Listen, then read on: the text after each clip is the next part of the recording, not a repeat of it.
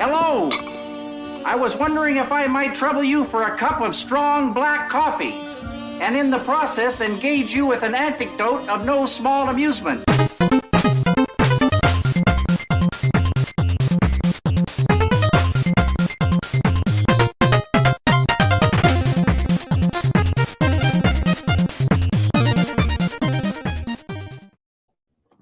Hello, and welcome to another episode here at Nerd Herder. I'm She-Nanigans. This is Tom Foolery, and we're coming to you live from the couch.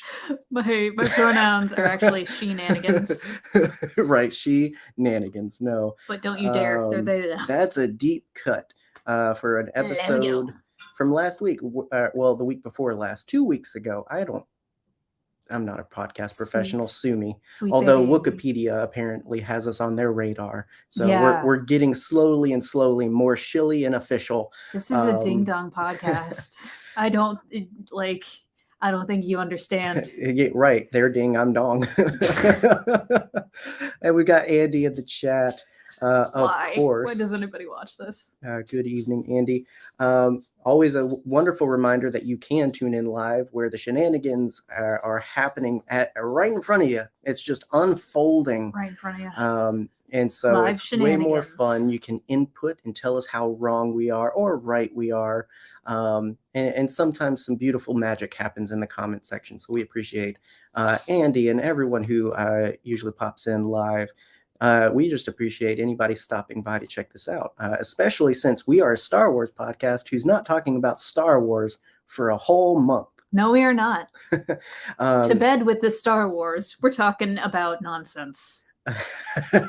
One of our guests has slipped in. Get out of there. Yeah, so 2 weeks ago, we were knee deep in Halo and having a good old time celebrating that 21st anniversary of the original game.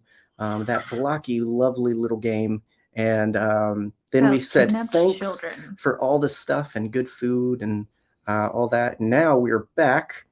And for the remainder of the year, we are kicking off on a new adventure where we are going to probably the most opposite franchise to the sci-fi space opera. We are going to Middle Earth. Yes, we are. Before we do get too into it. Yes. I did want to mention something that I completely forgot to tell you off camera. Okay. So just FYI, this is coming. These days, it is very dangerous for drag performers. And apparently Proud Boys are just showing up at random events featuring drag performers, like story times that are for children and for families to have fun. It is something supposed to be a safe space. So if you know someone who is a drag performer, or if you yourself are a drag performer, please be careful. Please look out for your siblings. Please be kind to each other. And you know what? If you see a Nazi, brick a Nazi. We don't need to be better than them. If we learned anything from be Andor, on the ground. Right? Sorry to derail that for a second. No, absolutely. Real life happens. And that's why we have, if you look in our link tree in the description, that's why there's links to fundraisers and all kinds of charitable organizations that we support and encourage you to support because, yes, we talk about things we like, but generally the things we like have something to say as well. And they teach us to say those things specifically to speak up when things aren't right. And so exactly. Look out for your family. Yeah, you can do that in your sphere. You can't change the world. That's true. But you can change the world around you. And so encourage you to do so. That is the most elevated this podcast is going to get. It is downhill from here, but the sentiment remains. As our guests come in, what would be your Middle Earth themed drag name? I'd like to know. Think about it. And now to Linda Carter with the news. Anyway, I'm here to teach you how to log off and touch grass. But please don't. Wait, finish the show and then go and, welcome, boys. Mine would be salted pork. Salted pork. I didn't even think about the question. Salted pork. It's so good. I'm so mad. The best I could come up with is Flame of Udun. Flame of Udun. Udun it. Oh, I told you it was downhill from here. I'm gonna take the mic away. We, Josh? hey, for our listeners' sake, we gave them an out and they stayed. Okay. Exactly. Well, it does need to be said that not only are these our guests, they're also two of my older brothers. Yeah. Your- Absolutely. Your favorite two. It's a Yeah. I mean, you're here. It's a Of family course. affair, except for one. We love you, Ryan. We do. It's on record now. There you go. I'm speaking for all of us, so you don't have to. Sure. But yes, no. Welcome to the show, Justin. You've been here before. Josh, old Joshua Wash. There he is. Welcome. Look at that beautiful. Welcome. If you've noticed, there is a trend with this family, round and short to no hair and glasses. It's the Vincent head. It's beautiful. Well, yours is. Yeah. Aw. So You can tell my brothers they're pretty. you are absolutely you. beautiful. Josh, you've never been more beautiful than you are in our thumbnail, which I hope you've seen plenty of. Oh, I saw it. Good. Tier 1 cosplay. Oh, it's amazing. But yeah, and we are sadly one guest short. Our friend Charlie was supposed to join us. A moment of silence. He's not dead. He's just not here. I'm sorry.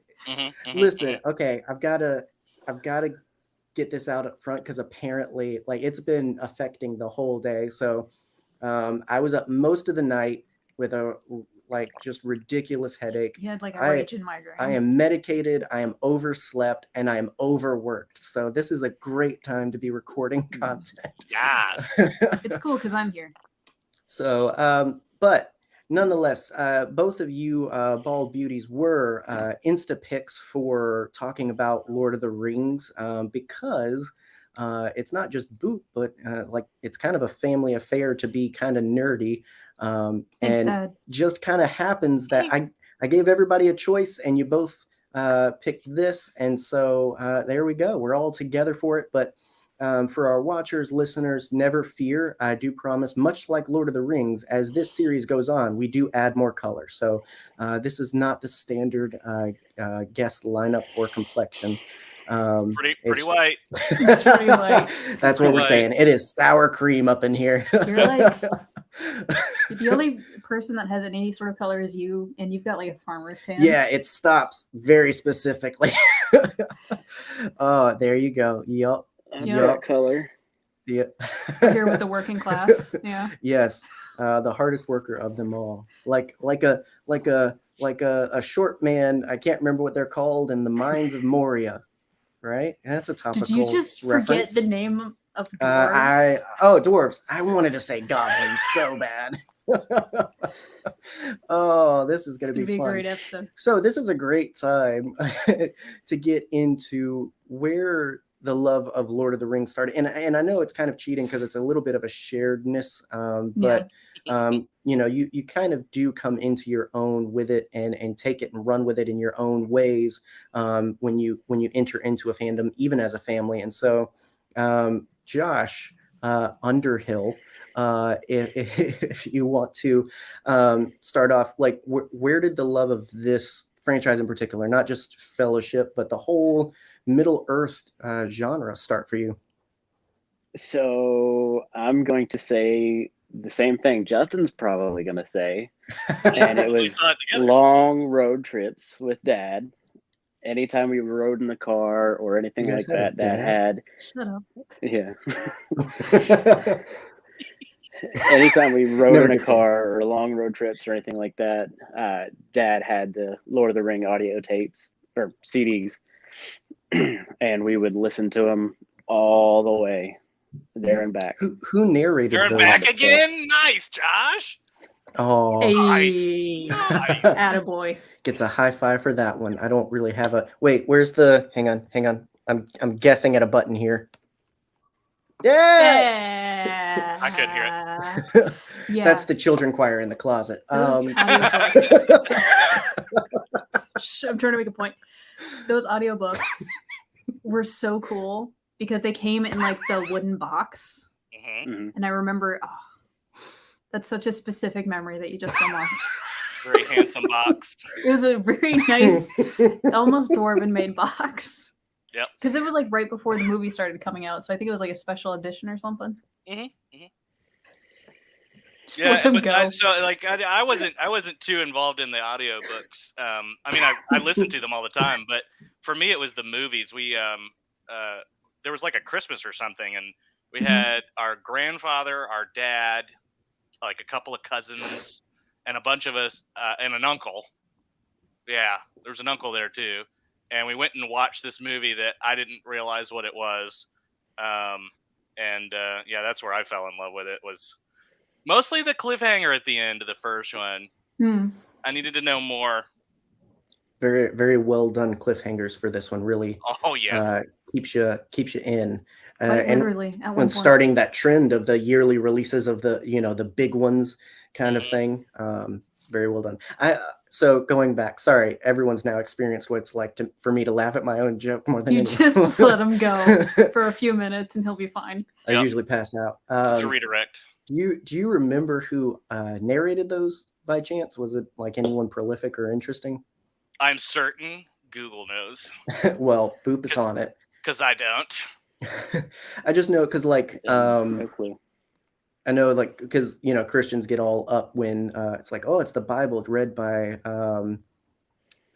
James Earl Jones, and everything like that. It's just like I will say he has a very biblical voice. How he's not voiced, and I could be wrong, but how he's not voiced God yet, I don't know. Right. Yeah. I mean, it's just Morgan Freeman. It's cool, but Jesus. Who did it? 55 hours, 46 CDs. Wow. Good God, we listened to that so many And people times. complained about the extended editions. Boop, what about you? I never once complained about because they weren't long enough. That's right. That's very true. That's the only right way to complain about it. Because I will say I watched the trilogy a month ago when I had vacation time to do so, and I blacked out this whole period because I'm just like I'm probably going to watch one, take a break, watch one, take a break, and everything. It's I don't want to overwhelm myself. And like it breezed by so fast, never felt more than an hour and a half. And I think it is all of the, and it's not that it's always going and it's always action. It's just, I don't know. It's hard to explain. It just doesn't feel like the length that it is because it's such an enrapturing story. And then before you know it, it is that like deep cliffhanger. And it's just like, well, I can't wait. I've got to go to the next one. I mean, even with all that they cut out of the final cut of the movie, like you feel like it's no time at all. Even with the audiobooks read by Rob Inglis. Thank you. Ooh. Yeah. Never heard of him. And me neither. I've heard his voice. He's voiced a couple of different audiobooks that I've heard. I have to look that up now. If they if they haven't already jumped on that, they really should get either Ian Holm's dead, isn't he? Ian Holm did do an audiobook. Yes. As says Martin Freeman. Oh, okay. See, that's what I was going to say. It would be so perfect if it is one of the Bilbos. The Bilbos. Yeah. So I love the Bilbos. Anyway. The Bilbos. For the Bilbos. For you, Lord of the Rings. Exactly the same. I grew up in the exact same car as these boys here. I have deep memories of sitting in between either Justin and Josh or Justin and Ryan, if they were fighting or not, being squished in the back seat and listening to these dang books and not absorbing a single second of them until I was much older. And much like with Justin, it wasn't until like we watched the movies, because by the time I was coherent, they were out on DVD. So, we could watch them as many times as we wanted, and we often did, like repeat viewing on Saturday or Sunday nights. That was just a thing that we did as a family, was watch movies. Was this Pop just putting them on, or was this like a sacred like passing of something interesting and important to him? Or you know what I mean? No, I think it would be nice to say that, but I really think Dad always was like, I really think he had just gotten them as a gift, Yeah. And he was trying to, because he had only read the books, right, when he was growing up and stuff, and playing D&D. Yeah, our dad was in in the I'd like to point that out. 70s, right? That's in a dope. basement. But anyway, but yeah, I think he had gotten them as a gift. It was one of those gifts that mom goes, "Hey, we're getting dad this," and we're like, Cool. you know, It's great. from us. What's that? Yeah, exactly. What's that? And I think he was just listening to it for himself, but Yeah, I mean, Yeah, well, I mean, he was the only one that drove most of the time while we were yeah. going anywhere because Dad can't ride in a Fair. car Yep. No, he cannot. because of his ADHD. Relatable. So he has to continuously be doing something. So Yep. he had the books on tape that he played all the time. And I feel Yeah. like the only one I remember books on tape wise is The Two Towers. I don't remember any of the other books on tape. No. I'm sure they were there, but I can only really remember the descriptions of like the Rohirrim and things like that, the hunt for the Uruk-hai and things like that, like at the very beginning. And Yeah, now so- you're my source of wisdom on Lord of the Rings, apparently, Justin. I have ascended. What were you gonna say, Josh? And I'm just here. Well, no, You're here too. No. So I'm watching these things, and I know he's the only one to take my incoherent, long, dumb texts. Like, why didn't they ride the Eagles and like all this other stuff? I literally berated him with tons of questions throughout this experience. Can we talk about the Eagles for a second? Talk about the Well, Eagles. let Josh finish his thought. Josh, first. please talk about. Oh no, I was just being stupid. That's this entire That's show. the podcast. So, well, Yeah. hang on before we move on too far. So you mentioned it. So I found this, and it was like organically. It just popped up one day, and I'm like, oh my gosh, this is so relevant. And so I wanted to show everyone their bingo card. And go ahead and fill out at home how many hedonisms you've experienced. I want to point out squarely in the middle, Lord of the Rings. Vampirism, yoga. So we're all What sinners. is rebirthing, and do I want to know? No, you don't. You want to find out, boy? So there no, you go. no, thank you. I feel like it needs to be said. Like we've No, thank all you. mentioned it, but all of us are nerds because of Dad. Sure. Like all of us are Oh, also yeah, ADHD because of Dad. Well, Thanks, Dad. It's genetic. It is Um, genetic, and like there's so many things that our dad introduced us to. Like I remember sitting on the couch with him watching Star Trek. I Mhm. remember in great detail the Ponfar episode, and Trouble with Tribbles, and then from that, Lord of the Rings, Star Wars, like all of this stuff came from us just sitting on the couch with Dad and having family bonding time. Yep. He had a Must lot be of nice. movie sets. Oh yeah, He Dad, did. That's right, John. Dad definitely helped us feed into it. Like, I mean, for some of the Star Wars, he pulled us out of school and we went and watched them in the theaters. And I'm so mad. same I'm with so the Lord of mad. the Rings.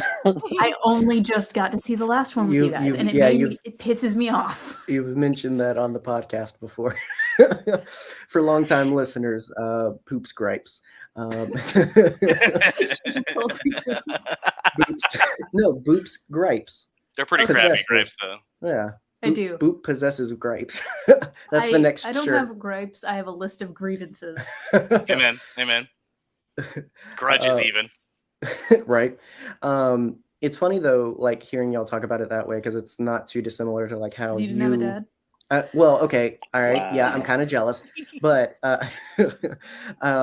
like you use the same tact with like literally when we go on car rides, you'll download podcasts, and at one point, you were like, "Hey, would you want to check out this D&D podcast I listened to? It's pretty funny."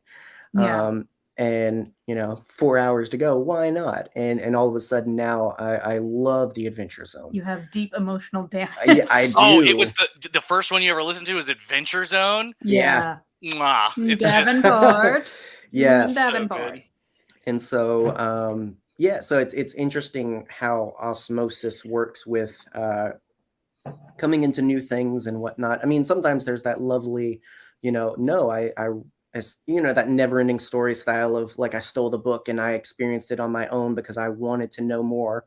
But more often it's whether it's ceremonious or it just happens, it's passed on, it's given to us. I will say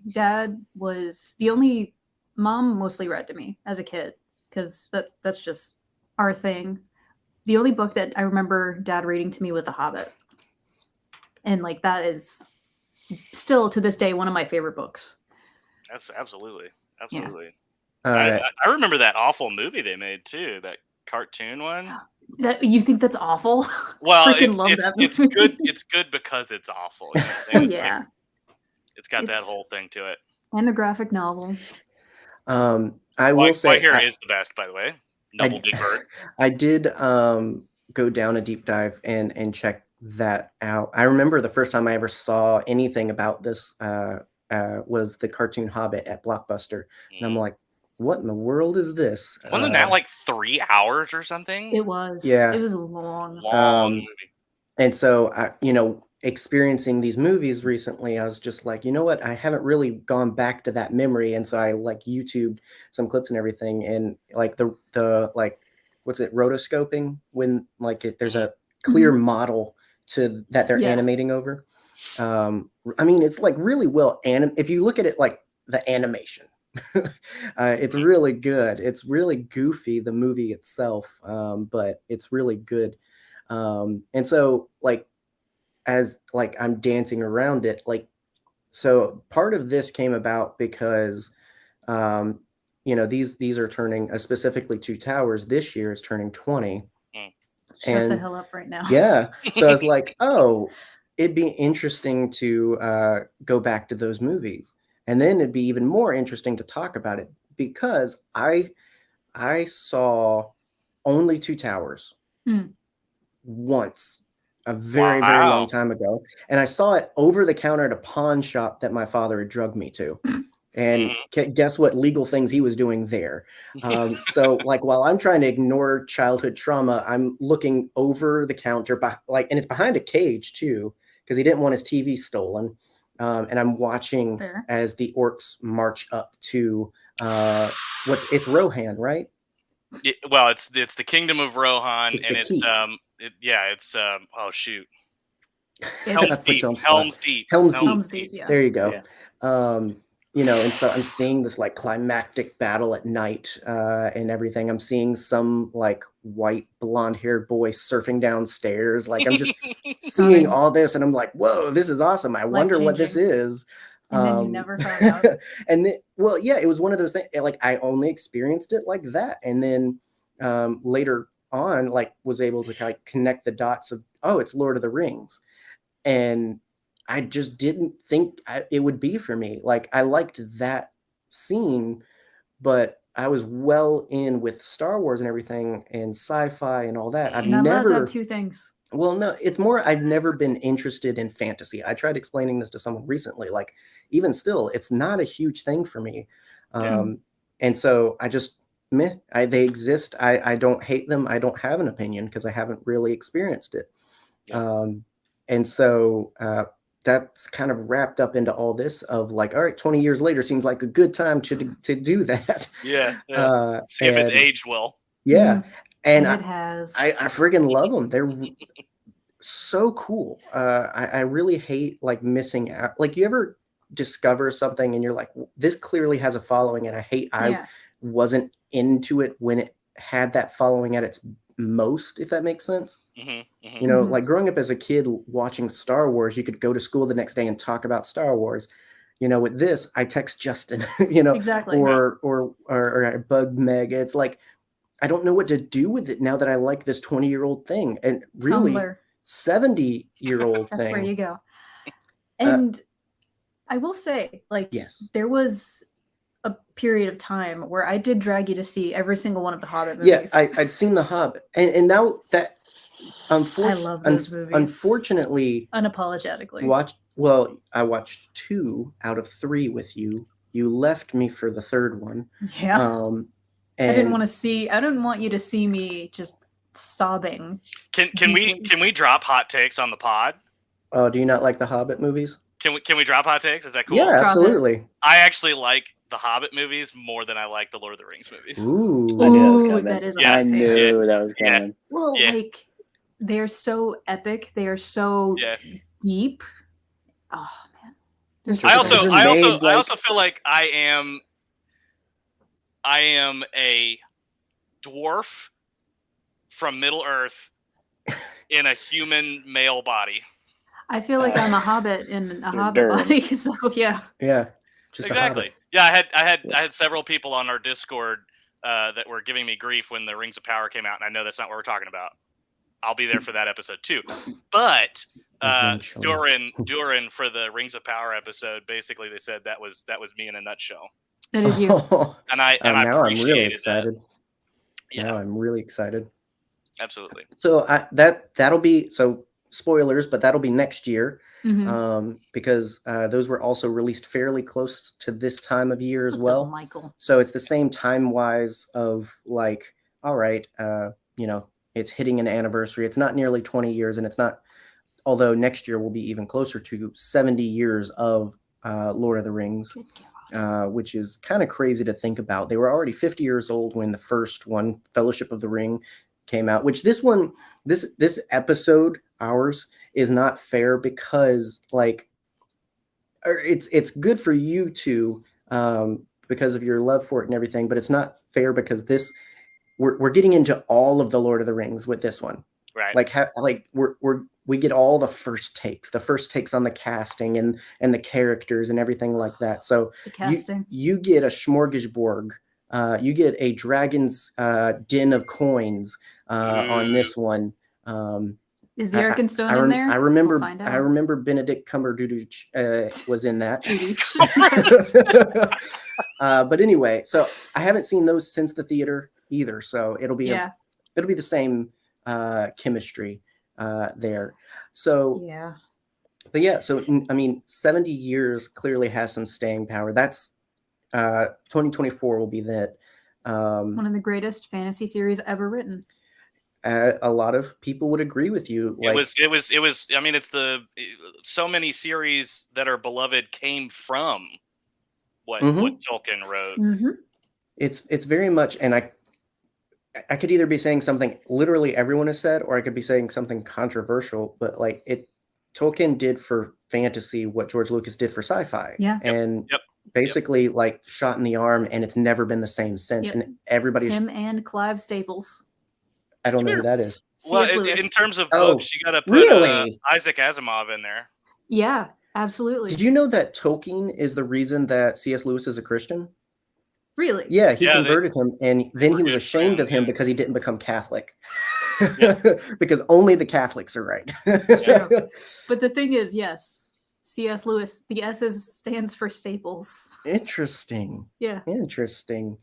So I mean, he wrote, so Hobbit was 37, and then Lord of the Rings much later in 54, and I might be getting the Hobbit's year wrong, but nonetheless, these are old and written over a long period of time, released over a year in their original release. So Peter Jackson was just following suit.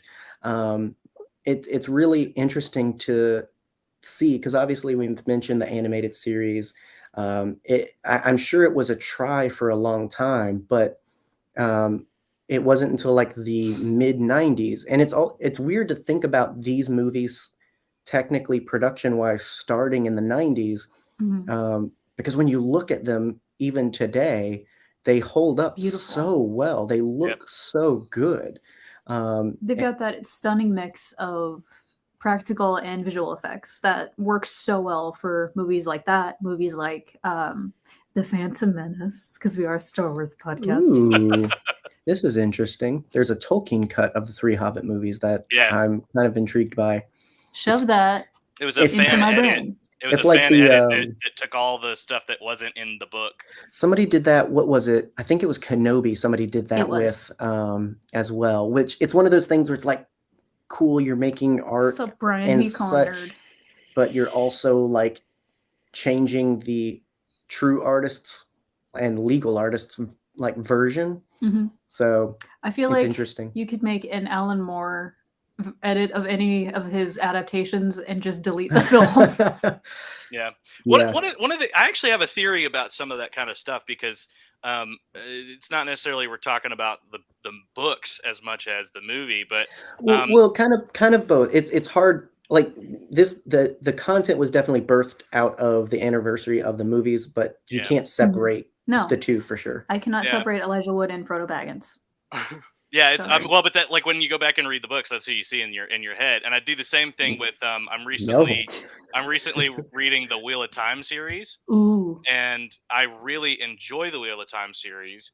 And to me, it's like part of what I would have liked to have gotten out of like Tolkien's stuff is that there's way more stories than just the one thing happening with Frodo or Bilbo or whatever. Or anybody in the Silmarillion, specifically the sons of Feanor or any of the millions of other elves. But the thing that I like about The Hobbit is that they added more stuff in there that probably appealed to somebody else, but at the same time it like opens up the world a little bit, and that's what I've liked with a lot of the like the Andor show and a lot of these other shows like the Mandalorian show. And yeah, there is some stuff in there that they like maybe have to put in there like to connect the stories, but I really like seeing other perspectives that don't have like all these dire circumstances like Frodo's got to get the ring to Mordor or whatever. We can have like a dwarf and an elf, a sylvan elf, fall in love with each other while all that's going on. Plus, it's cute. It's cute. Yeah. Can And you also tell me, looking into Aiden Turner's little face, that you would not also fall in love with him a little bit? Already did. Same. I fell in love with him watching Being Human. Like, yeah. Absolutely. Great show. There you go. We're all just being human. I will say, so I don't know how much, and maybe you all do, how much like a point of contention the adaptation for these movies is, because it is a lot more to fit in to a reasonable length, even in the extended editions for sure. I don't know if it's one of those like, I mean, we were joking earlier, like, oh, it's not long enough. But I think I speak to that more from I'm loving it so much. If they wanted to do more, I'd be into it. Make it 4 parts or whatever. Like, but was that a big upset, or have you heard much about like, oh, it wasn't quite right? It's really missing da da da and da da da. It's missing Tom Bombadil. I don't know. Which is my. Oh, is that the singy guy? That's the singy guy. But I think too the thing with Tom though, because and in fact I was actually I remember now I was gonna make my little name here, whichever one it is. I was gonna make it Tom Bombadil because he's one of my absolute favorite characters. The guy's just nuts. But if you introduce a character like Tom Bombadil, you have the why didn't they fly the eagles to the mountain conversation over and over again, because Tom Bombadil literally walks up and sings some undead spirits to death in the books and to re-death, I guess. But yeah, that's why you can't always put characters like that in the stories, because I guess they're just too powerful, or maybe Tom just doesn't leave his forest there. But the fun thing is all the video games that we used to play. And there's one that's like a real-time strategy top down, and this is way outside the realm of what we're talking about, but it's sort of like Age of Empires, and it's everybody know what I'm talking about probably. Yeah. Anyway, so it's like big armies come together and clash into each other, and Tom Bombadil is a character that you can put as I can't remember if he's like a cheat code or something, but you can unlock him, and basically he just like da da da da, just like basically just sweeps through these lines of orc armies and stuff like that, and fisticuffs with trolls and things like that. It's just interesting. It's beautiful. Interesting. Yeah, because Boop sent me a TikTok of Tom, and what kind of this like ridiculous things in Lord of the Rings nobody talks about moments. It's awesome, and he has a hot wife, and that's most of his character. He married a river. Cool dude with a hot wife. And I mean, Michael makes a good point in the comments. I think part of it is Tolkien in his writing often would every little side quest was as important in a way. Exactly. He's the And- lamppost. And so it's like it wasn't that Tom had great effect on the bigger story of getting the ring to Mordor. It's that he had great effect on his part in the story, and kind of that being it for Tolkien. It's like he's really important only here, and I never thought twice about including him further than that. Mm-hmm. But that you very much do, like you said, in the movies, open up the okay, well, why can't they just call this guy, like send a carrier pigeon or something? Surely you have those these days. Light a torch. But I mean, also, there's a level of like creative where it's like, bump it. We're going to put Tom in this. Like, do what you want. I don't know. Just go for it, fam. For me, I would have liked to see how they pulled that off, because I remember reading that Peter Jackson, one of his biggest things going into this when they were starting up in 1997, like he wanted it to be fairly grounded and have an air of history and realism to it, not just straight up like fantasy coming off the page. He wanted it to seem like, oh yes, it makes sense. That's how buildings work, or that's how weapons work and stuff like that. And so like, why is my question. Well, it's a fantasy book. Yes, but like there's points where fantasy like does bump into, like, you can't use the excuse of fantasy for why your house is built this way. But go ahead.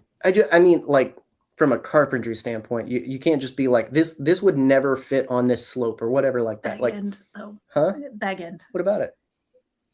There is a specific reason for everything in The Hobbit. The description of how not only Bag End looks, but how it was built, how it is constructed, what wood was used. Sorry.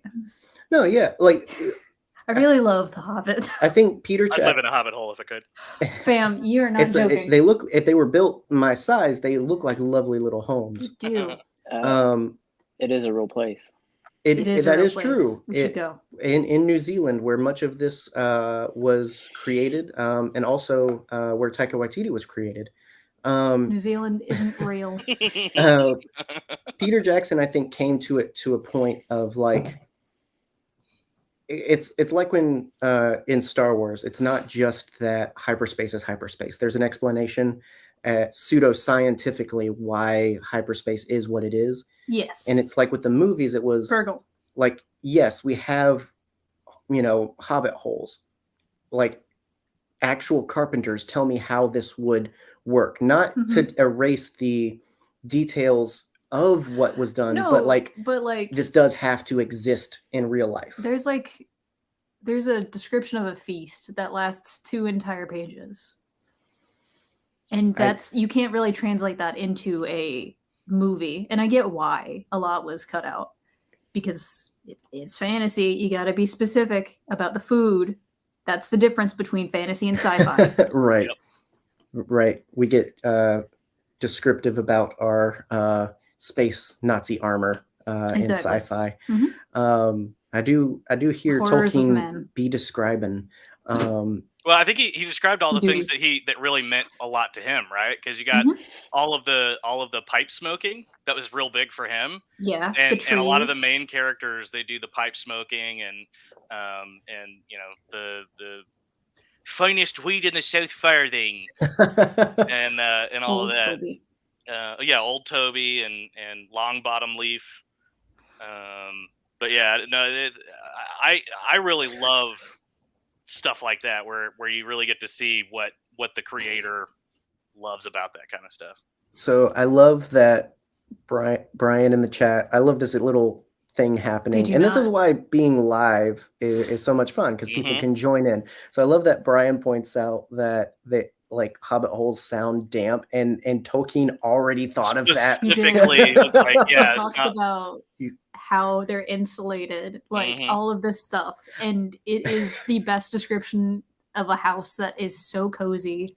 It puts me in a meditative state. I imagine him like writing a monologue for Wormtongue, and then in the middle of like that being like, "Dang it, I've made my hobbit holes moist. I've got to go back. Yep. It's just So there are some houses near me, and if you come and visit, I'll take you to them. There are some houses that are built near me, like down the street from us, that are like the back of it has grass all the way up to the roof.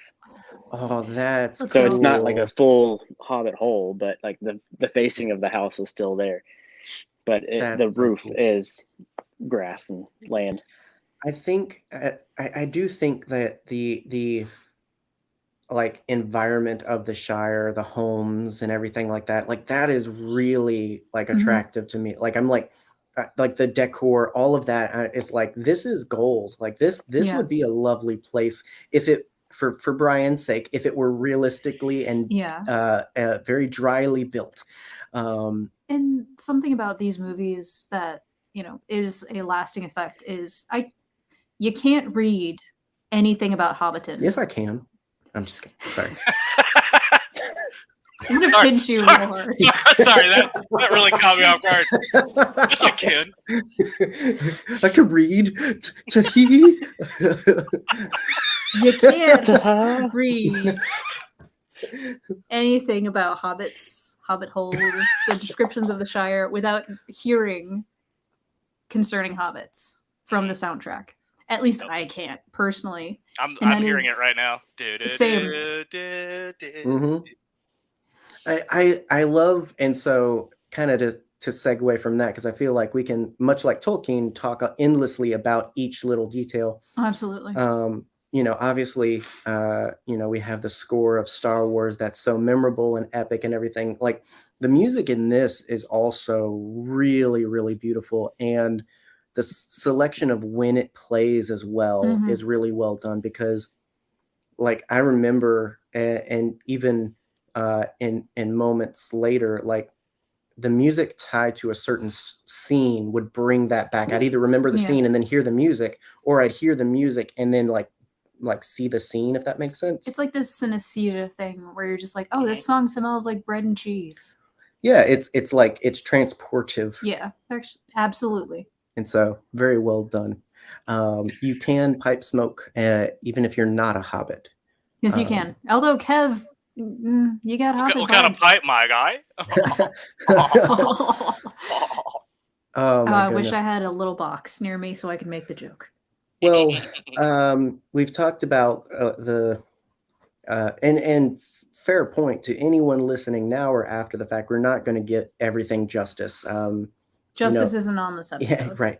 Even That's Justin. in 3 episodes, we're not going to be able to dive deep everything. No. That's why the comment section exists. That's why our social media exists. The conversation can keep going and You everything. can yell at us anytime of day. So if we miss a detail or something you are, expressly passionate about, you can still have that conversation. But I did want to move to talking about casting characters, because half the reason I think that the story stays is the characters. It's who's in it. Yeah. As beautifully woven as Tolkien may make each part of the story, it's the characters he brings to life that are the most interesting, I think. And so you can't talk about like, oh, I love this character without kind of maybe also going into who eventually gets to play them years later. So I thought it would be a fun thing to talk about both. And so should we start with the hobbits so that you can get this out of your system? What? Your long-standing beef with an actor, and I do not know where it came from. It came out of nowhere. We were sitting here talking on an episode, not here because we're still in the apartment, and then you just decided to drop out of nowhere your long-standing beef with Elijah Wood. It was on the podcast, I don't get it. Wasn't it? It was. I heard that episode. I don't either. What? I would love if we could actually remember what episode that is. Somebody go listen to everything and find it for us. Please don't. Get digging. Yeah, so there's something about his face. Yeah. There you go. I just want to punch him in the face, and not like actual Elijah Wood. Okay, I've seen him in other things since. All right, I watched Spy Kids. Daddy's Home. I have seen him in interviews. I've seen his internet presence. He seems like a genuinely cool person. I still want to punch his face. Like there's something. Do you want to punch Daniel Radcliffe's face? About it? No. So where's the line? They're not the same person. It's something. So there's a difference. All right. So I could find a supercut of this if someone hasn't already I done actually it. think I understand what you're trying to describe. But can't. I think So- it's there's a presence that he has. And this is what I was thinking of. There's a presence that he has in interviews and stuff like that. That I don't know what it is. Like maybe I can't even put a word to it. But it's like the way that he, I don't know. He's a dork. It's Maybe. it's specifically him here. I don't know, like you pull up that funny one with him and Monahan and everything. Like, Do you have epics? I don't watch that and want to punch him in the face. It's specifically Frodo. Just okay. Frodo. And there's like if I could cut together his face like a supercut, like not face off, but like You would of take his all of face his face shots off. in Lord of the Rings I'd and like to all wear of his them. face. You like what you like to wear face? Do you have a face? Do you wear face? When will you wear face? Anyway, You're beautiful man. watch these movies and Sorry. like linger on the scenes where it's close up on his face. I just want to punch it. It's this weird thing he does with his eyes and his like Here's eyebrows and the his like thing. quivery lip, and it's just like, stop. I used to have a crush on that face. Like so hard when I was a youngin'. We're And I glad don't- we're glad your tastes have improved. I know, I was gonna right? say that explains a lot because I'm Hey. Not by I'm- much. Hey, Right. as your brother-in-law, I could have taken that joke in multiple different ways, You could and have. I hope you're happy with the way I took it. very complimentary. Yes. You're welcome. I mean, you could have stopped the wedding more than I think You anybody really did. technically. You said. really did. 'Cause Literally. You officiated our wedding. Literally. Yeah. Hand on the Lord of the Rings. No.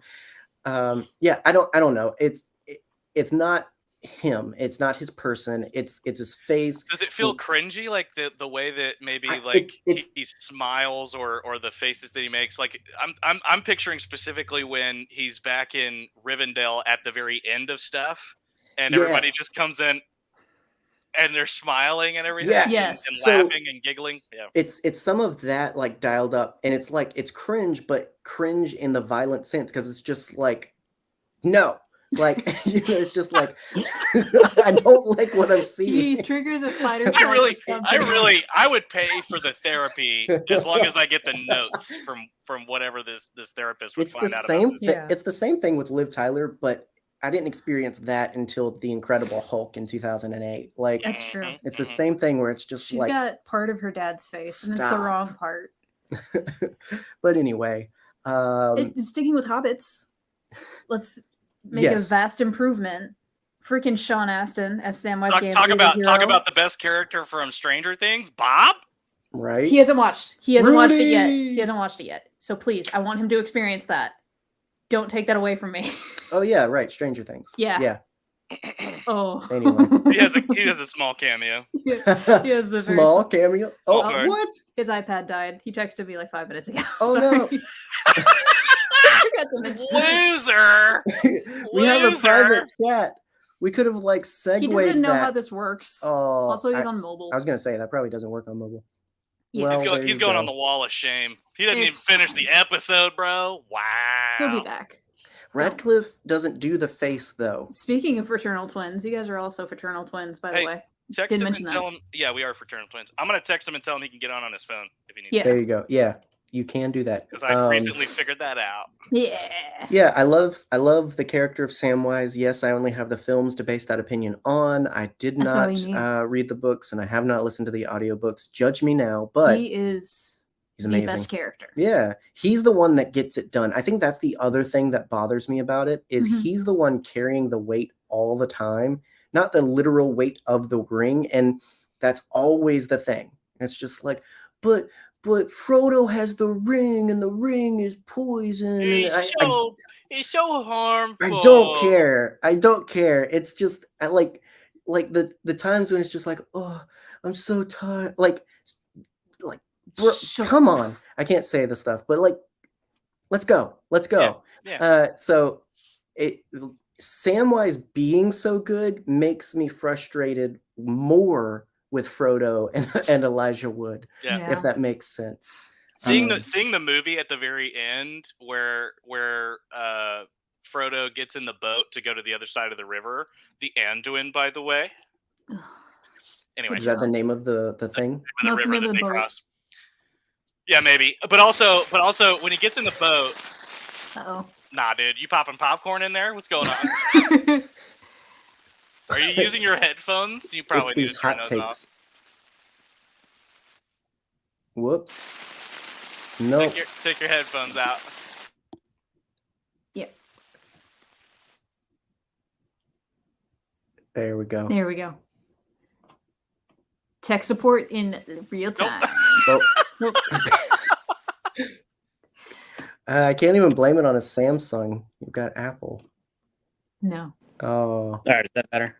That's Got better. it. That is There we go. nice job. And ta-da. Ta-da. What was I talking about? Oh, when Frodo gets in the boat and he goes to the other side of the river, and then Sam like wades into the water. He's like, "Of course you're going on alone, and I'm coming with you." Right. And Exactly. I legitimately, when I saw that in theaters, I thought he was gonna die because he goes in the water, and I was like, "Well, there's Sam." Which Right. is how Frodo's parents died, by the way. Like chasing after him in a boat? No, they fell off Too the side specific, of dial a it back. boat. Oh. And that's why he lives with Bilbo. His parents are dead. I mean, I just never questioned it. I came from a broken home. I was just like, we don't talk about you it. live with your uncle. Right. That's Well, my how grandpa. family works. Right. Hobbits are stout. They can't swim. Exactly. There you go. And I love that he both rowed the boat back and like was able to reach in quick enough that he didn't die. Yeah. Yeah. Because like there's that one shot of him like just in the water, and it's like that's not like near the top. Like you are sunk at that point. Mhm. So, but we would not have a movie without Samwise. We wouldn't have a book. We wouldn't have a world as well. without Samwise. Like he Middle-earth would have got fallen. it done. At Exactly. the end of the day. And he wrote the story down. Samwise is the Chewbacca of this story. He didn't get a medal. Like he didn't get to go on the boat. He didn't get any of that. I mean, he got a family, but the heck with family. Like reward. He had a dope fight scene at the tower when he goes to save Frodo. Which incredible. I was out of my seat in the theater. Hang on, remind me though. Like he has the ring at that point, right? He got the ring back. Leave him. Yeah, I mean that's what I'm saying. Leave him. If he lives, come back. Like done. And then we'd have two sad eagles at the end instead of just one. Jeez Louise. I remember Justin made me sad with that one. Sad, yeah. Yeah. And we'll save that for the Return of the King episode. Yeah. Anyway, so we're gonna talk about those wicked Sackville Bagginses. They suck. That's it. That's all you got to say about it. Oh, what? The Sackville Bagginses, they suck. They sold all of Bilbo's stuff when he went on the adventure. Well, they attempted to. And they're trying to take the house. Yeah. You remember when Bilbo's ear twitches? No. Sackville Bagginses. Mm-mm. At the party. I didn't notice the ear twitch. I know he was dodgy. Fake fan. I know he was dodgy. I know, right? At the party. Yeah. And he was dodging the Sackville Bagginses. See, this is the context I didn't have for why he hates his family so much. No, because they suck. I mean, I guess it's like the family from out of town that you don't want to visit, but visits anyway. Exactly. They stole all his silverware. Exactly. They did. Lobelia Sackville Baggins stole his silverware. And that's why she sucks. Took it to the pawn shop. Probably. Yeah, there's a whole story that's in the books that you didn't experience, and also in the movies you just weren't paying attention. Well, I mean, like, clearly it got stripped down to get the ring to Mordor, and the most pertinent parts to that story for sure. But it's one of those the main plot. Right? Yeah. Yeah. You know. Well, these things add like character depth, not always like story depth. They don't always impact the ring story as much as why characters are the way they are. If there's a character explanation for why his face sucks, Give it to me. Give it to me. Andy has an excellent point. They are homophobes. Not Facts. like this is all Facts. subtext. Bilbo is a confirmed bachelor. Ah. Yeah. Aw. Yeah, I know. Aw. It's so sweet. He and Thorin should have ended up together. Yeah. I'm just saying. I would support He would have that. been king under the mountain. You know what they part 2, say baby. about dwarves with big noses. What do they say? Sniffing out Big hammers. diamonds. Right. and rubies. They're monogamous. I don't know. They are. They mate for life. Dwarves? Yeah. Aw. Oh, you need to watch Rings of Power. Look, this is all the stuff I didn't get. Anyway. Yes, you need to watch Ring of Power because it has female dwarves. Listen, Exactly. okay, at Christmas vacation, I'll have all the time in the world. That's a different movie. There's a different movie. There's It is. huh? Christmas Vacation. Oh. Anyway. I was about to yell something, but this is a family show. Speaking of dwarves, Gimli. Just to change the subject. Jonathan Rhys Davies. I love that. He got to play 2 characters, actually. I mean, getting ahead. Oh, yeah. Because he did this and he voiced Treebeard. Which was interesting. I wish I had the I forethought didn't to know grab that, actually. Did you not? Did you Yeah, I not didn't watch know the that. special features, my guy? Yeah, I probably did like 1,000 times. I mean, they do a good job. Or It did you doesn't have sound friends? it doesn't Right. sound like the same person for sure, but it's No. just interesting because like we've gotten that in Marvel where years later like someone plays a different character or we didn't see them, so this is the actual actor this time. But like in the same movie, they don't interact, but they both have great beards. They do. I very will nice. say, Treebeard, his acting was a little wooden. Oh Threw my me off a gosh. Such a illustration for boomers, am I right? Am I right? Am I right? I mean, like this I really felt Pippin in the scenes with when it's just like, guys, This affects you too. come on, like it's Yeah. oh my Do gosh. you get it? Yeah. We're Right. skipping ahead. He's a social justice warrior. Oh. Dang hobbitses and their leftists' feet. Pippin, by the way, is Two my left feet. favorite character. Real like overall. Pippin's awesome. Well, Gandalf is obviously the overall, but Pippin. So like, if we were to do the whole like, who's your favorite Jedi thing, I feel the most connected with Pippin because Fair. I feel like if you put me in Moria and we're supposed to be real quiet, I'm probably the guy that drops the bucket down the well. You know what I mean? Very true. Yeah. Yeah. Oh, it's Mary. Mary was the one that got frustrated with Treebeard. Pippin's just kind of like sitting there having a gas and drinking like tree water. Well, yes, he needs to get taller. I get those two confused a lot. It's fair. See, I really like of the two. I really like I like Mary. Mhm. And I think Played by it's Dominic Monaghan. yeah, I think it's just He's in like Lost. real life like adventurer, like explorer guy now. Like he's out there doing stuff. Out with Obi-Wan Kenobi. Right? Like screw Bear Grylls. Like watch Bear some Monaghan content. Yeah. Yeah, I don't know. Like especially later on for sure, but like he's a lot of fun, and then all of a sudden he gets serious and he gets bought in, and I just find myself a lot of the times like, yeah, like, whenever he's doing something. He's actually super wealthy, by the way. His family, Really? the Brandy Bucks are very wealthy. Mm-hmm.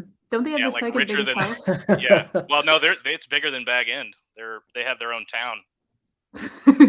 Yes. Interesting. Same, Andy. The Thembo genes are very strong. Josh, any standout favorites for you we haven't mentioned yet? Well, I changed my name to.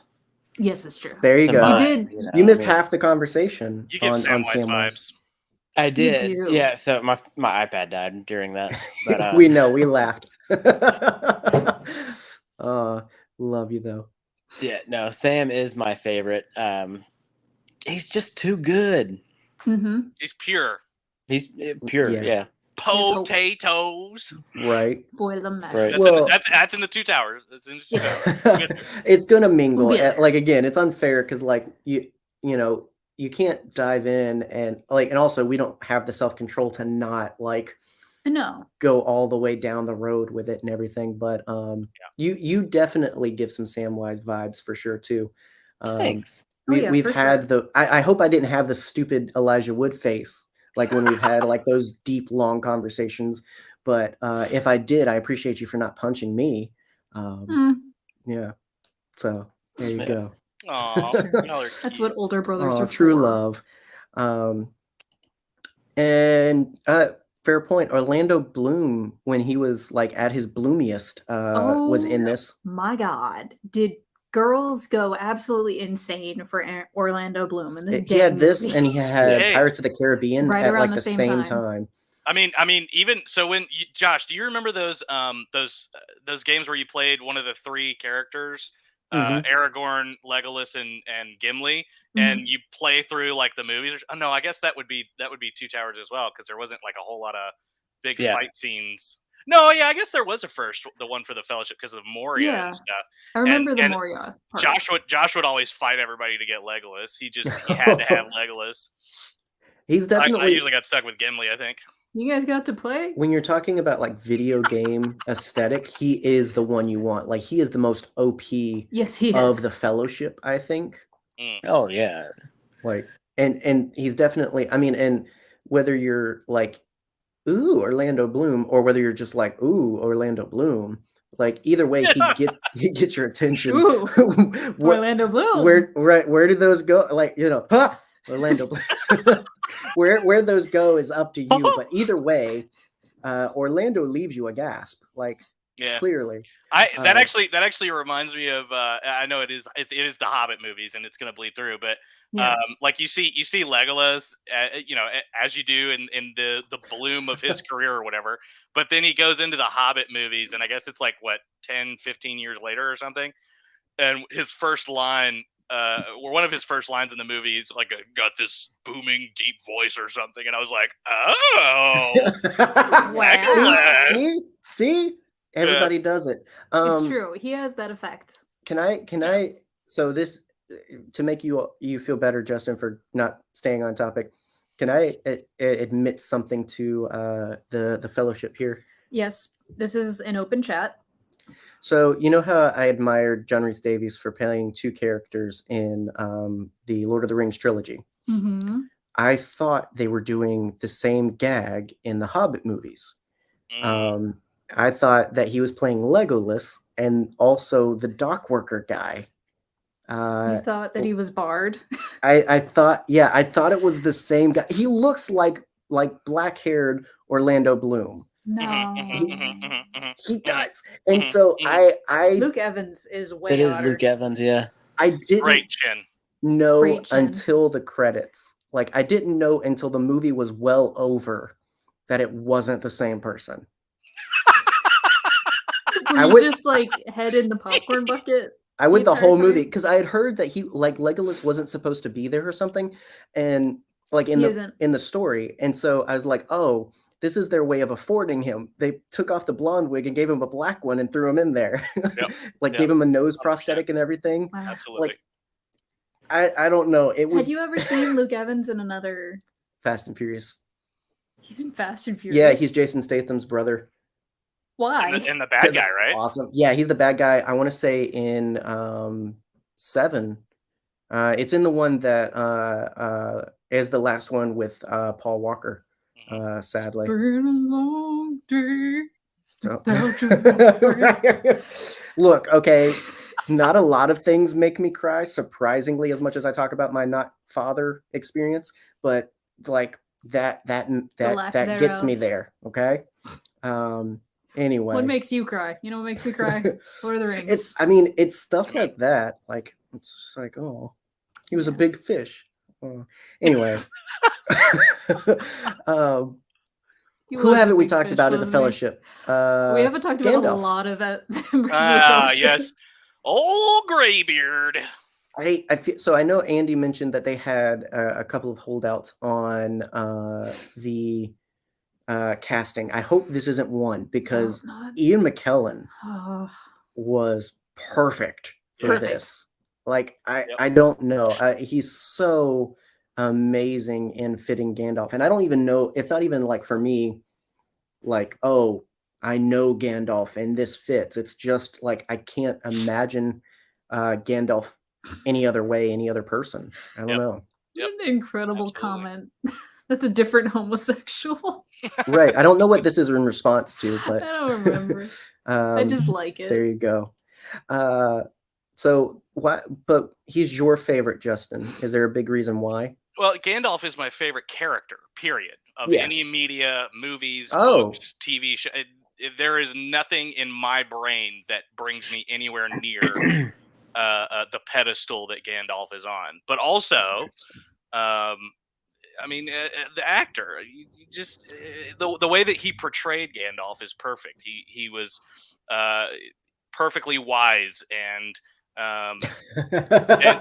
like the way that he would way that he would share emotion and you know, obviously he's just a good freaking actor and everybody knows that. But Incredible.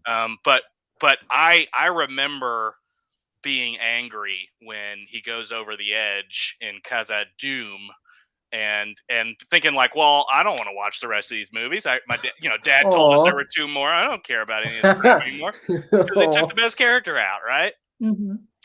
But yeah, no, Gandalf has always been my favorite character of any book or movie, period. Just because he's wise, but he doesn't lack control. He's powerful. He doesn't lack control. He's wise, but he's also compassionate.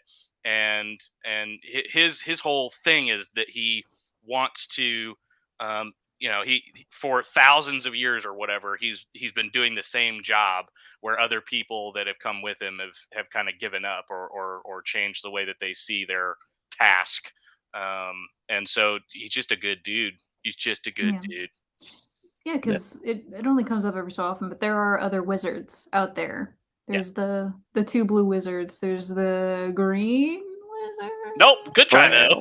There's a brown wizard. There's a brown wizard. Mm-hmm. I know that for sure. He was played by a doctor. Yes, he was. The Radagast. 7th Doctor. Radagast. Yeah, Radagast the Brown. There you go. Actually, now that I think about it, that's really good casting because it was I don't know if it was just done for the movies, but it was very his doctor too. Oh, like, absolutely. Very goofy Columbo-ish. Like, I don't know. Goofy Columbo. Perfect. Go watch Doctor Who. It's amazing. Actually, that reminds me. I feel like there was somebody else that they were thinking of getting to play Gandalf. It was another doctor. It was the guy who I cannot remember. Was it Tom his Baker? name. Yes, Tom Baker. Tom Baker was looked at to be Gandalf.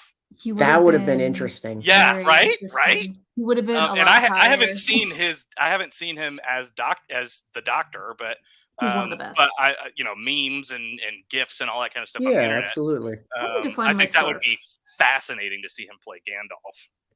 For sure. Like, yeah, I mean that having just recently said, I couldn't imagine anybody else. That's really interesting. I like that. I like how well Ian McKellen like embodies everything you praised the character for. Like all of that, he feels like thunderously powerful when he gets mad, when he gets fearful of the ring and everything. Like there's moments where it's just like you feel the greatness of this wizard, and then there's moments where you feel like he's just some goofy old man. Like every facet is well pulled off by him. It's that dichotomy that you see in the scene of, I'm not trying to rob you, I'm trying to help you. Like that is the perfect encapsulation of Gandalf in that moment. Is I do this, but I'm not gonna. I want to help. And they were much weaker. The wizards, when they were sent to Middle Earth, they were much weaker than like Sauron. They're the same kind of being, but they were sent in human form so that they would be weak and they would know what it was like to be human. And I know that's a little Christian-y, but the wizards nonsense out of here. That's right. But Gandalf was afraid. He was terrified of Sauron, and he there were times where he just wanted to give up and not go for hundreds and thousands of years doing what he was doing, but he did it because there was nobody else to do it. Right? He's like the perfect hero. For sure. I mean, next to Samwise, Gandalf definitely kind of like when the Fellowship splits at the end of this movie, like Sam carries Frodo, Gandalf Gandalf and Aragorn kind of carry the rest of it, but Gandalf does a lot because he's magic. Aragon the dragon. Yep, that's What? the joke Is it that I was wrong? about to say. Dragon Rider. Aragorn. Aragorn. Got it. I keep wanting to say Ryder. Aragon and is like that Strider. like pseudonym Strider. the last name. What? You're Strider, not Ryder. Strider, not Rider. Walter Strider? Walter Strider? Love you. I love you. I love you so Lots. much. That's a reference to a film for no one. Sorry. Anyway. It's a joke for 3 people. Well, speaking of Strider. of wizards and no, we'll get to him. But speaking of It's my podcast. wizards. Wait. Before you say that, Andy had a good point. He's powerful and has gentle humility. He's ancient and separate, but still full of empathy. And the only thing I would add to that is he's ancient, but he's still like a child. He has a childlike wonder, right? He goes into Hobbiton and he's shooting off fireworks and stuff. And I went back to watch it before we were going to do this a couple of days ago. And I don't know if it's the extended. I was watching the extended version. I don't know if it's the extended version that this is in, but there's like 2 seconds or 3 seconds of an ocean of hobbits dancing at Bilbo's birthday party, and Gandalf's just like, yes, what? yes, so good. he's having like a blast. I need to go see that now. Yes, 'cause he's I've never probably noticed high. it. Yeah, He's probably. It's in the Well, extended. it's It's not in the details. original cut. It's in I the will extended say- version. Yeah. I will say, like, clearly, when a wizard gets high, that's when they have more fun. There's something to be followed in that trend. But Yep. anyway, so Yep. am I wrong about Ryder as well? Is that not his pseudonym? Yes, is that it is Strider. Strider? God, Strider is from the dang it. 2003 gay porn parody. I keep coming back to, okay, I've watched these movies once completely, so It's forgive me. You're good, Bob. You're good. Saruman, though, Saruman. Sir Christopher Lee. Oh, So immense man. I remember He's tall. reading that he knew Tolkien.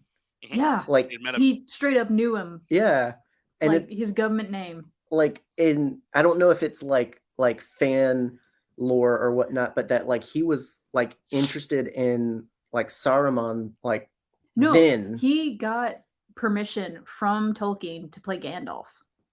really, Yeah, and Oh, he was that's- cast as Saruman. I mean, I mean, Incredible portrayal, though. yeah, Oh, the absolutely. best bad guy, Iconic. Absolutely. best villain actor, literally can tell you how to get stabbed in the back. Like, Whoa. come on. Yeah. Yeah. Okay. So, Christopher Lee is the badass Sure. in just several different contexts. The man, he is Ian Fleming's cousin, and if you don't know who that is, Oh, Is he wrote really? the James Bond. Yes. Wow. Yes, he is Ian Fleming's cousin.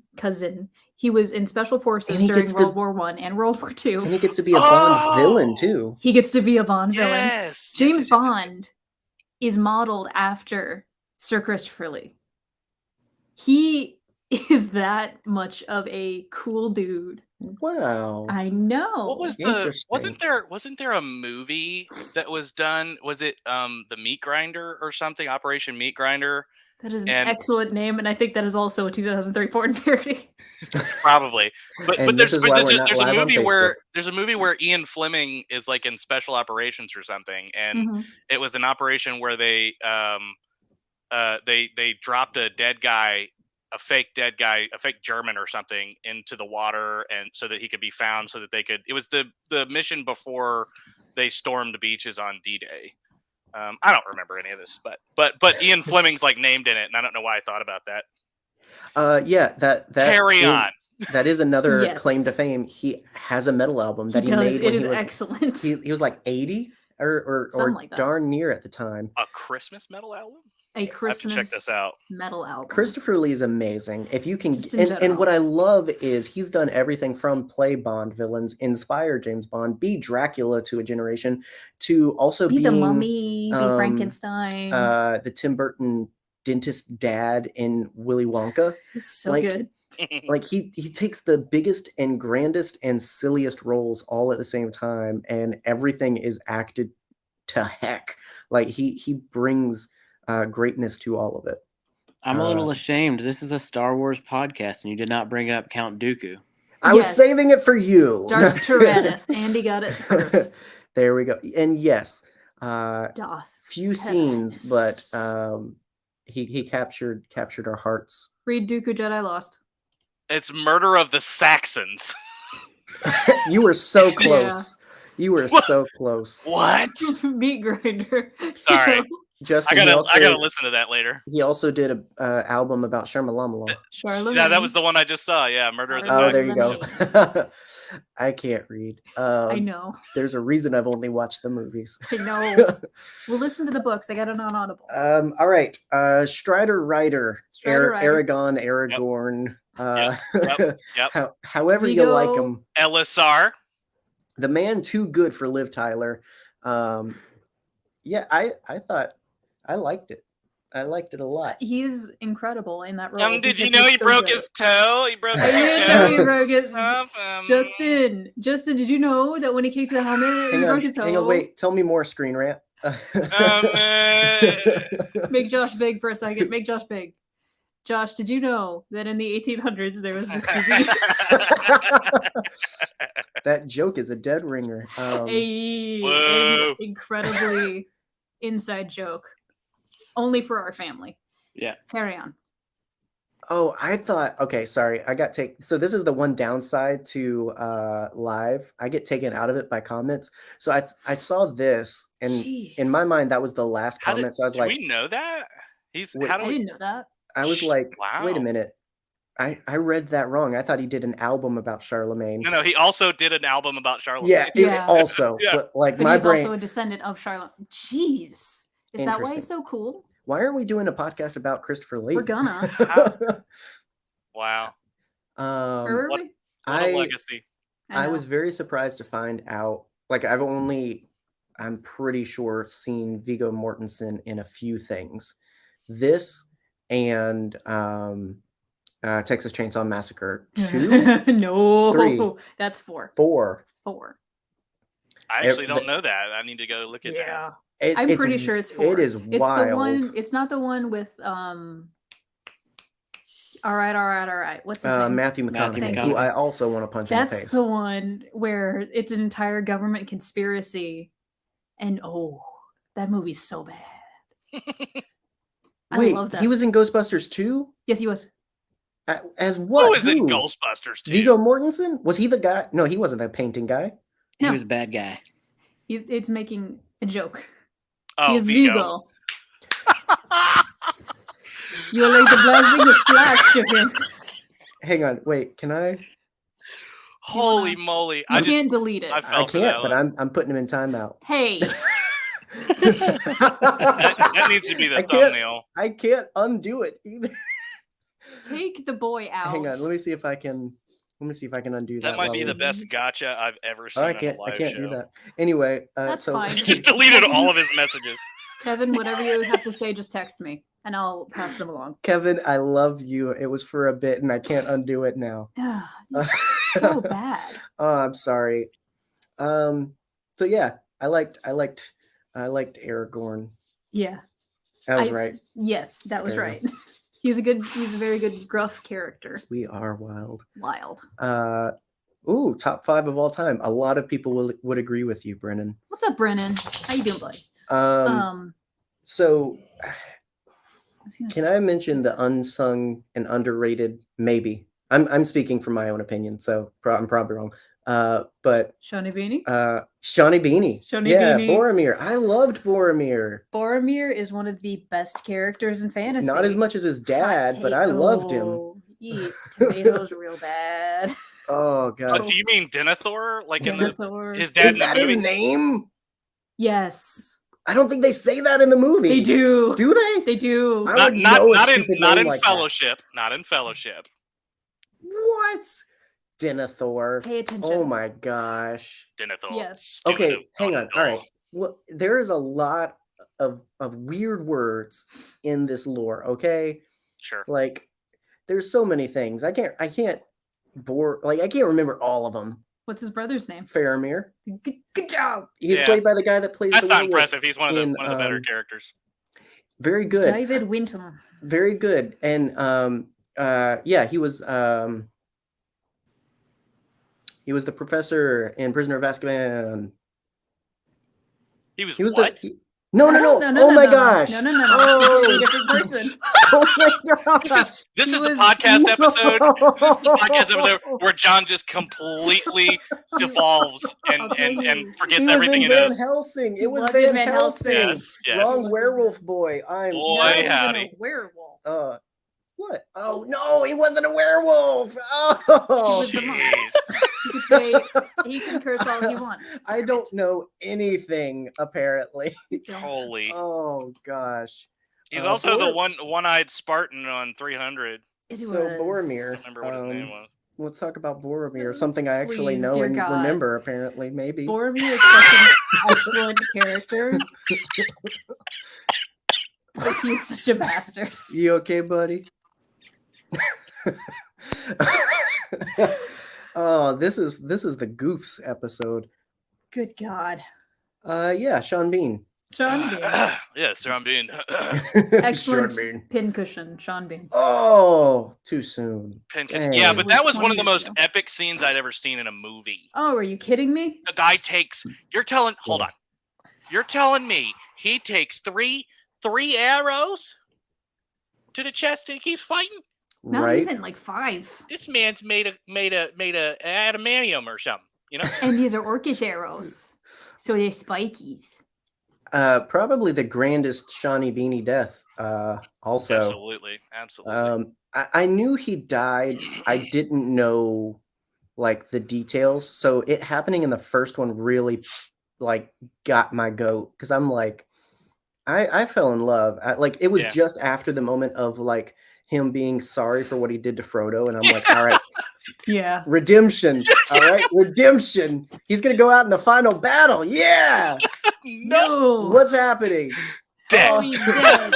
Walk it off. You But- got but, it. But he died protecting Merry and Pippin. He did. But they got captured They anyway. did. They did do that. They did the Hobbits to Isengard. They're taking the hobbits to Isengard. Yeah, he didn't even. He delayed their kidnapping. If By a few minutes. if Absolutely. anything. Well, not many characters got executed by Lurtz.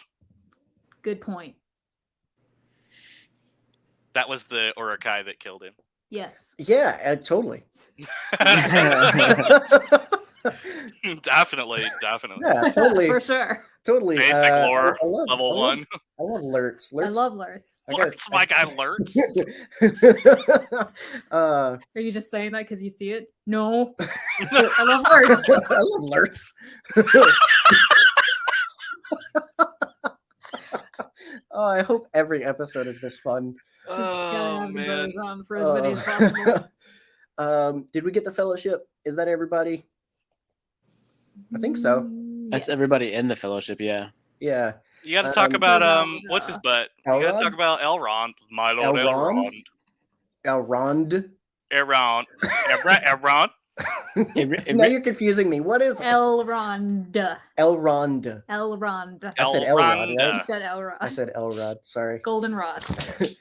Maybe Maybe that's what the ladies called him. I don't know. I know him better as Mr. Smith. The Matrix. Have you seen it? Western V for Vendetta. Read literature.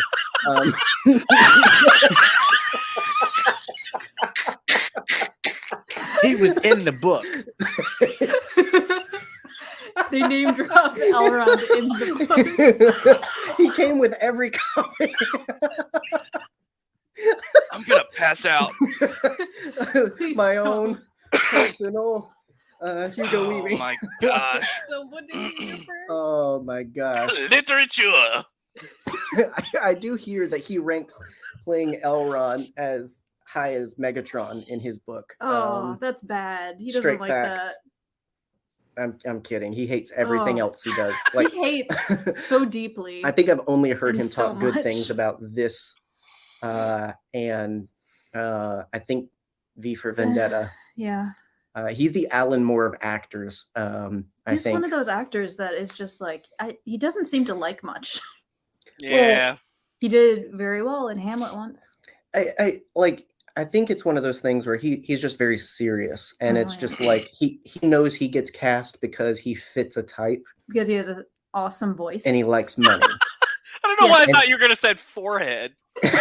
He does, because He has an it's excellent a lot of forehead. real estate, especially like with the sweeped back hair. Hey, fellow Baldies, I have a question that I had yesterday in the shower.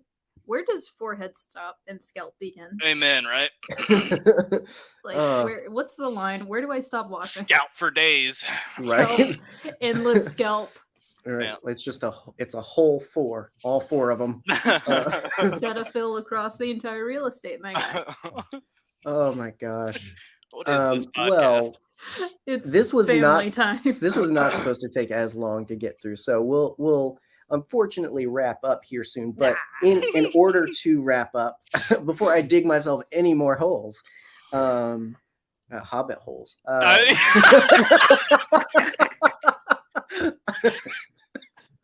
You now know what it's like to sit at a table with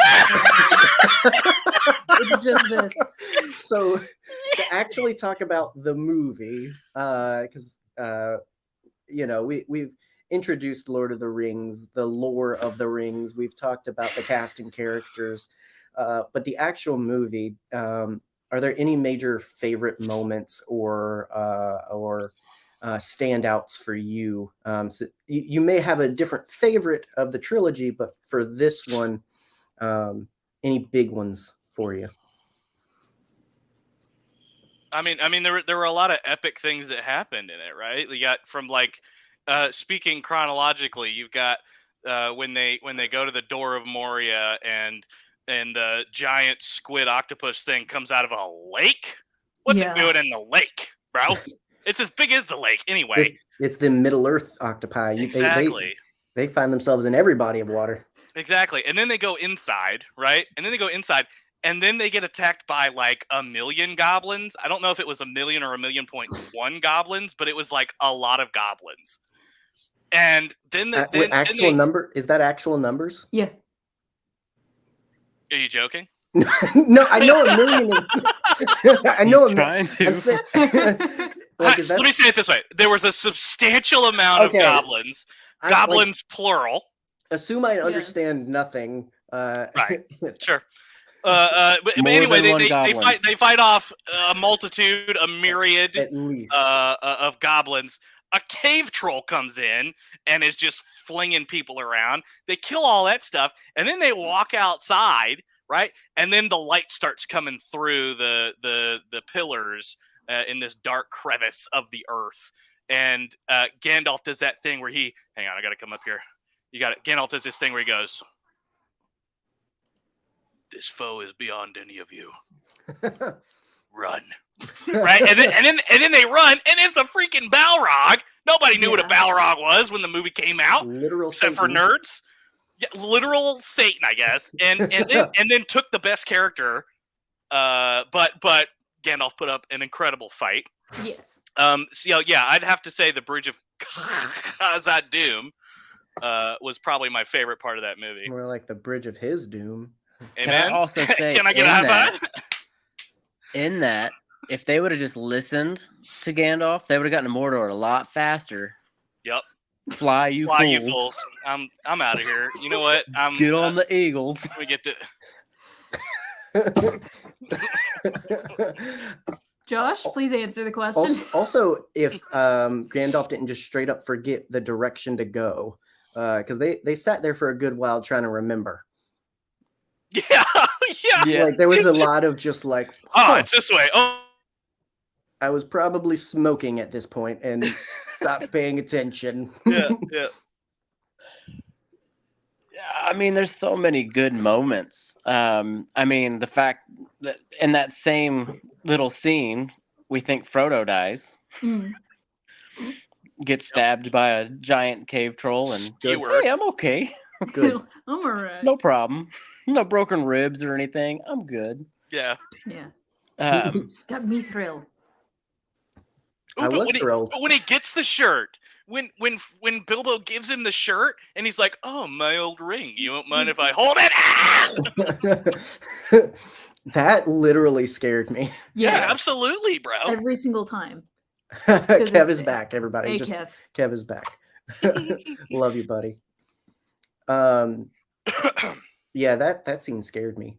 Yeah. I also didn't know for the longest time that Ian Holm was Ian Holm. Because like in my head, I knew that Oh. I knew Ian Holm was an alien, Yeah. right? I knew Ash. He chose the most convoluted way to choke a woman. I thought this was like just a Magazine. different Ian Holm because he's like shorter and older, and like yet again because I can't tell the difference between Luke Evans and Orlando Bloom. I was just like, oh, it's just the same name, different guy, right? Yep. Apparently Same not. name, different guy. I really liked Moria because it's a lot of thrill. And at that point, I think the most that had happened, although they'd go through a lot more later. But I think also seeing, because the ending, although it kind of happens in phases, like the ending is the only time we really see the whole fellowship mostly like working together. Because it's one of those things where it's like they're a fellowship, they travel a bit, they escape Moria, and lose Gandalf, and then this happens and they're split. Like they're the Fellowship of the Ring for one movie, Yes. for one volume. That's why it's called Fellowship of the Ring. Right, but it's like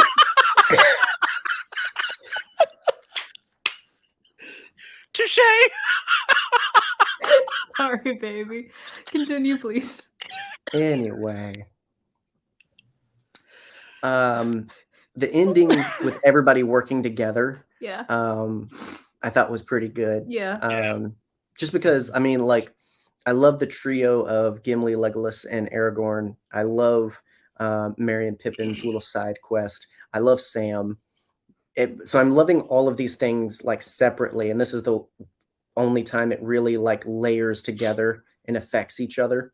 Yeah. So even though like Boromir dies and like more than anyone, like you talk about the cliffhangers way long time ago when this podcast started, like having the emotional ride of that finale and Boromir dying unexpectedly, and then we're done. It's just like, yeah, like it's such a good ending to this little story. I think absolutely. so. Yeah, and there was that moment where, like the best like fellowship moments where they're leaving Rivendell and they go to the gate, and it's in the extended edition, I think, only where Frodo's like, I don't know which way to go, and Gandalf goes, go to the left. They walk out, and then there's that moment, I guess on the west side of the Misty Mountains where they're just like camping out, and it's like that for like there's like 2 months or something after they leave Rivendell before they get to the mountains, or they're going down along the mountains before they get to the pass they're going to take, and so it's just like a camping trip, and they're all and like Aragorn or Boromir's teaching the hobbits how to fight or whatever, and one of them gets their hand hit, and I was like, that's what it's like playing with your dad out in the backyard. I wish we'd gotten that, because like, you know, especially Merry and Pippin have like a really deep fondness for Boromir, and we don't really get anything other than like a couple of glimpses at why, other than him just being like the cool uncle to the group. And I mean, you and I, Justin, talked about it after, like, you know, blew my mind that this wasn't just a weekend getaway. Like this was what, 9-10 months?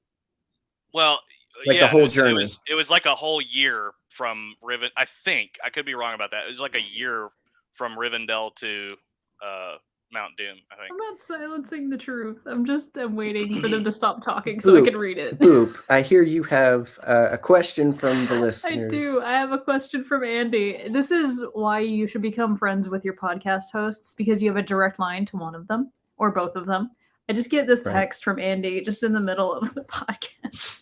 Is it a bed wed behead? No, it is not a bed wed behead, but we should play with the boys. When the Witch King stabs Frodo with the Mogul blade, Frodo slowly starts turning into a wraith. What was the end game there? would he have been just the 3-foot tall wraith? Can you imagine him walking in the other side? Would they have gotten him a little evil pony and a evil fell beast? Oh. Where would they find his in that size? Do they already have all those things ordered? I love Andy so much. No, that's because perfect. they think outside the box. Oh my I love gosh. that. It is a very important question, and I do want to know, what was the plan? Like, does he just hi Boba? I don't know. Who can say, really? Yeah, Weathertop is an excellent part of that film. It is. Yeah. So I mean, cool. stab him and he goes back and takes the ring. Well, yeah. And yeah, like he converts basically. Bobby. My goodness. But I do love the idea of like, no, the robe comes in one size and it's just like a long train behind him. Tiny legs. No, Frodo was the first one. You got to stab 2 more hobbits so that they can stack up to where the 3 hobbit 3 men in a inside of trench coat. pocket Oh. Nazgul. Oh, nice to know he's an equal opportunity wraith hirer. Yeah, there you go. The Witch King has plans? Question mark. Right. The Witch King and the Knee King just runs at him. Give him a old wee man. But yeah, Weathertop is an excellent part of the movie. Yeah. You have the What? entire opening with Hobbiton, It's where Frodo gets stabbed. He gets stabbed. You got the wraiths coming in the in, little and Aragorn comes in with a torch and Yeah. Oh, so the Middle Earth Stonehenge thing. Yes. Yeah. Middle That's Earth called Stonehenge. Weathertop. Yes, it's called Weathertop. It is Thanks, Josh. also a clock? Question mark? I don't know. Interesting. I just made that up. That sounds It's right. not. It is the watchtower of Amun-Sul, and it was a watchtower that was held between the 3 kingdoms, which I can't remember their names. What were they but it was watching? 3 human kingdoms of the north. Huh? If I didn't know your wife, I'd call you a virgin right now. What were they watching? They were Middle just Earth. keeping because the Witch King of Angmar is a kingdom to the far north where the Grey Mountains are. Grey Mountains? I think it's the Grey Mountains. Anyway, and that's where the Witch King of Angmar, when he was alive, he would come down and raid and cause havoc. And so the armies of Arnor, the northern kingdom of Gondor, had a watchtower so they could see where the armies were coming from and defend it. Interesting. Pew, pew, pew, pew. They also had a palantir there, one of the balls, the crystal ball things. They also had one of those there too. And that's where the 3 kings would meet when they broke off in the northern kingdom. And I believe you're talking about Cardian, Cardalan, Arthedain, and Rudair. Rudaur. Nice. Yeah. Just off the top You're of so my good head, at that, just just off the dome, my guy. You got it. Thanks, God. Great job. You forgot the "I'll see myself out" part. Oh, yeah, that's my favorite kingdom. I'll see myself out. I'll see myself out. It's not my cup of tea. Oh my goodness. But yeah, the entire opening with Hobbiton is one of my favorite scenes in all of film in general, because that is pure, it's nostalgia. Like it is 100% just nostalgia of watching that on the couch, being cozy and home. And it's nice. Yeah, it is nice. Yeah, it is. Yeah. I watch it with my dad. It's really interesting. Like, I think this one has the most ground to cover, and not necessarily literally, because someone will at me with a timeline, but we don't care. I think so much. Keep your maps to yourself, you freaking nerd. Right. Like, so much happens in just the beginning parts of the story. And whereas I feel like one major climax happens in Two Towers and Return of the King, it feels like this goes through 3 phases just to end on the prologue. Yeah. It's like it's so one of the much longer books here. And I don't know. It's a big contender for one of my favorites because it has so much going on. Yeah. And because again, like, there's a lot to like about each one for the big part of the story, the chunk that it takes out. But this one, with all of the characters, with all of the developments. I don't know. There's just a lot going on. There's a lot to like, and I like it a lot. Yeah. And so it's really good. Yeah. Well, and I think too it carries the trilogy too, because the things that like Frodo, Sam, Merry, and Pippin, the things that they do, if you were to just put them in with these characters like Legolas and Gimli and Aragorn, they're just soldiers. They're adventurers. Yeah. They go off and do adventuring stuff. But if you see the Fellowship of the Ring and you know what they left to come, the peace, the calm, the comforts of home that they left to go and do what they did, I think it really makes the movie make more sense. Because if you just had a bunch of Boromirs who are the action heroes, which is probably why it was important for them to have to off the guy, unfortunately. But if you just had a bunch of Boromirs, getting the ring to Mordor, they'd have just stormed the black gate or whatever and battled their way in, and it would have been a crappy story. Yeah. They would have died. Well, Yeah. and that's getting Or to use the something. ring. Yeah. That's getting to something I wish we had time, although I'm sure it'll tease out as we talk through the whole story. Some of the inspirations Tolkien had for these things, because, as someone that went through World War, who had these ideas of faith and these ideas of race and nature and all of that, he's on the good side, thankfully. But, he had a lot of thoughts on all of those things, and all of those things in one way or another show up here. Yeah. And so some of that is really interesting, where, the war is won by the people that don't know war. We describe Samwise as such, but yeah, all the hobbits, even the dumb-faced one, are more pure. And so they really are the best, if not the most ill-equipped, which is a fun literary thing anyway. If I could, the underdog story. If I could just briefly say the thing. The entire crux of The Hobbit is a fish out of water story of you need something so unexpected in order to get where we're going. You need a hobbit to get in there, because that's not what Sauron is looking for. He's looking for warriors. He's looking for eagles. He's looking for all of these things. But he's not going to notice two little hobbits going up the side of the mountain. That's why they didn't take the eagles to Mordor, because he would have been noticed and would have immediately been shot down. And also he spent all his eagle bucks. Exactly. No more eagle bucks. You cannot have when he came back from hell. Lift tokens. It makes sense. When he came back from hell, he was no more moth. Granted a new eagle coupon. Exactly. And so it wasn't until the fight was over and he that they wasted could it on call Gollum. Get out of Mordor free. Exactly. Right. But yeah, that's the entirety of the story. Is like Andy said, you have to understand these characters on a core level. That's why there's so much descriptions of the food. There's why there's so many descriptions of the comforts of home. That's why there's descriptions of the tree. Particularly good. And that lends to like Frodo's comments in Return of the King, where he doesn't remember that stuff. Exactly. Like all the That's why he's losing hope. Yeah, because he's so far from that familiar.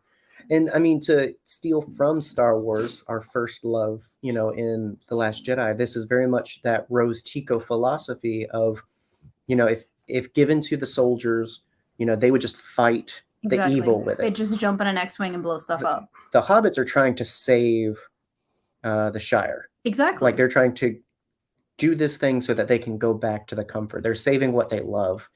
And it's all the intent at which you go at it, for sure. Exactly. They had more good in them and therefore were more difficult to corrupt.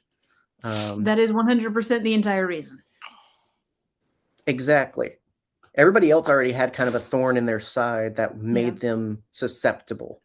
The hobbits were just high and happy. Exactly. And that's why it's so important to have that contrast between characters like the elven characters, like Elrond and Legolas and all those. Thranduil in the later movies. Boba. My gosh. You are so excited about nothing. He's a big baby. Is you have people who have lived for so long that they're becoming complacent. Like, of course, this age will end and another will begin. We're getting ready to leave this world. What's the point? Home is the point. Like, there's a reason why, you know, it starts off with home is behind, the world is ahead. That is exactly what we're fighting for. And I'm gonna hop off my soap horse now and pet this dog. There you go. So it was not the review and discussion we thought. We learned. No, but we got the important bits. Had a good time. We had a great time at my expense, mostly, which is usually how it goes. That's fine. It is with most family gatherings. It reminds me of my father. Anyway, I gave you a dad, okay? It's okay. For Christmas. You did. And You're welcome. I'm quite fond of pops. What was that? I don't know. I don't know anymore. Stepped into his Hobbit voice, I guess. Yeah. That's Anyways. That's me Hobbit voice. Anyway. That's me Hobbit voice. Wait fun to be old gaffer. If you can't guess what we're talking about next week, it's going to be Two Towers. The next all one. two of them. All two of them. And so very excited about that. Very excited about the guest lineup. Who's on the podcast? Oh gosh, why'd you have to put me on the spot? Because I don't remember. I can find out in a Look at this boy. Bobo in a- is in such a- a big baby. in a quickie. Big None other than the lovely Andy, Andy. our friend Michael, and first time guest from Larger View of the Force. So another podcast we've been trying to work with for a while. And of course, not talking about Star Wars. Of course not. And so next week will be interesting, talking about a lot of fans' favorite. It's going to be epic, and it will be on Friday. Yes. It will be on Friday. It will be. You are sharing the stage. You are quite the star, but you are sharing the stage. Andy. You will be the star of it's the going to be episode. amazing. Lots of fun. Can't promise as many goofs and gaffs as this one. Can't promise as many tearjerker moments. Yeah, the next one's pretty epic, so it's going to be a lot of fun. Looking forward to it, and appreciate everybody joining us on this journey. It's again it's out of our wheelhouse a little bit. Fantasy. I think it's unexpected. It's an unexpected journey. It's an unexpected journey. They should name a book after that. They said that. They said it in the movie. They did a couple of times.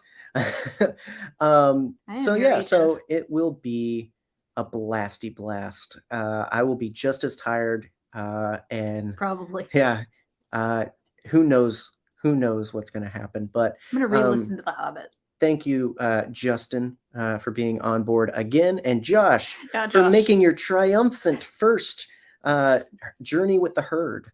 A journey. It's a journey. A hurdy-journey. Hurdy-journey. I do love a hurdy-gurdy. It's a hurdy-spurdy journey. Ermagerd Herbert. Ermagerd got to... It's Jer. The pressures. Just tapers off. I was going to make a Hobbits to Isengard thing, but I lost it. Well, anyway, before we... What's in that cup? Can't tell you. Before we exit off, we don't have a thing for NerdyVerse, right? Stay hobbitin'. Oh no! Stay hobbitin'. No, we gotta stay ringy. Stay. Ring on. I don't know. Get stabbed by arrows. Get stabbed by arrows. Wait a minute. You know, this is, excuse me, a damn fine cup of coffee.